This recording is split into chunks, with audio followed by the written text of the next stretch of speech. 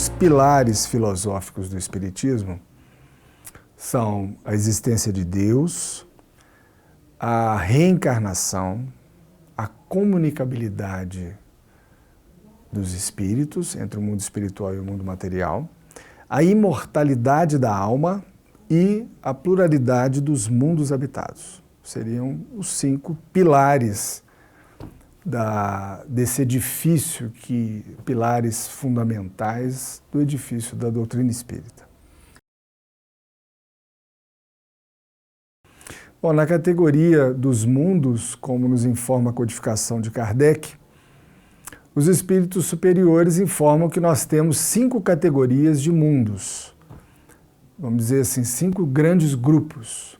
O primeiro deles, os mundos primitivos, que são os mundos que nós temos uma ideia, porque a Terra já foi um mundo primitivo, né? É só a gente olhar para a nossa pré-história, olhar para 20 mil, 30 mil, 40 mil, 1 milhão de anos atrás.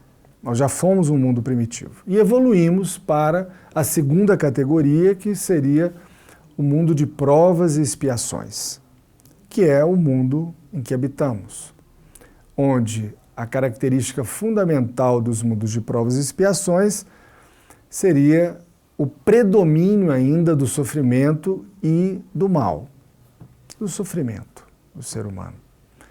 A próxima categoria, seria a terceira, seriam os mundos de regeneração, que os espíritos nos ensinam que nestes mundos o bem prevalece. Assim como no nosso o mal ainda prevalece, o sofrimento prevalece, nos mundos de regeneração a prevalência é dos bons e daqueles que querem acertar, mesmo que ainda não consigam acertar plenamente, mas a intenção de fazer o bem prevalece. Em seguida, os espíritos nos falam dos mundos felizes, onde não existe sofrimento, onde habitam espíritos evoluídos, espíritos bons. E esses mundos são mundos onde o mal não existe. E por último, os mundos superiores, onde habitam as almas puras, os espíritos puros. Estes mundos, os espíritos superiores nos dizem, através da obra de Allan Kardec e do Livro dos Espíritos, que nós não temos condições de avaliar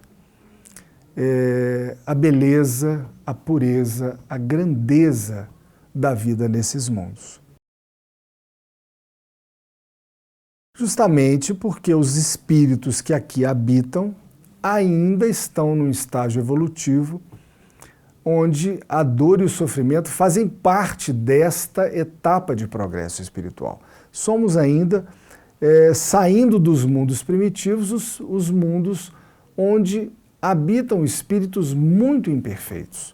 Então nós ainda somos muito imperfeitos.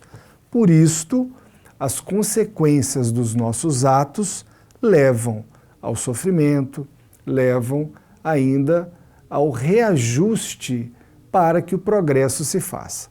Então, a Terra ainda prevalece o sofrimento pela opção do homem imperfeito que aqui habita. O dia que o homem se aperfeiçoar e optar pelo bem, pela mensagem do Cristo, esse mundo vai mudar. E aí o mal não vai prevalecer mais.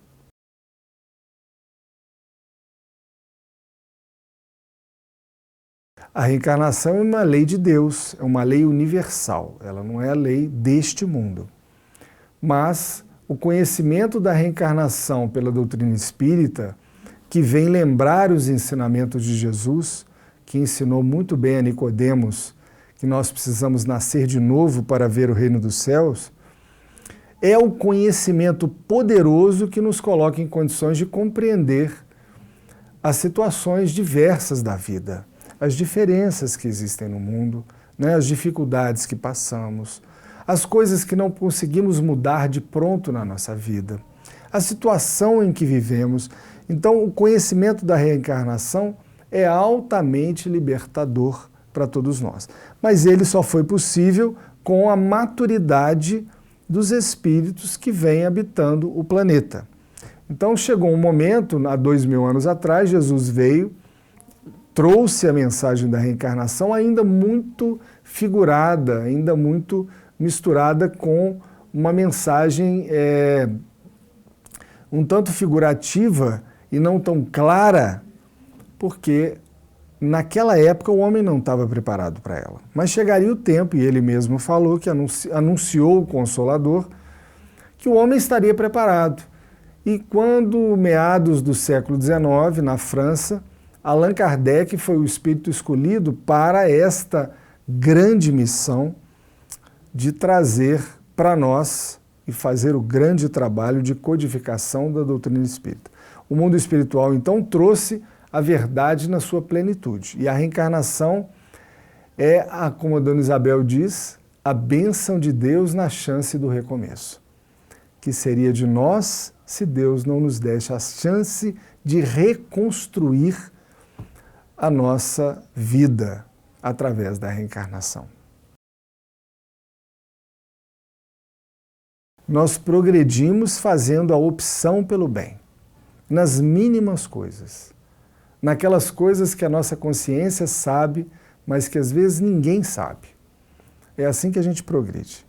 Não é renovando a humanidade, não é fazendo grandes ações, porque nós não temos capacidade, mas é utilizando os nossos talentos, todos os talentos que temos, todas as condições que temos para ajudar, contribuir, sermos úteis ao próximo, nós dinamizarmos isso. É assim que vamos nos livrando das reencarnações de provas e expiações e conquistando o direito de sermos felizes.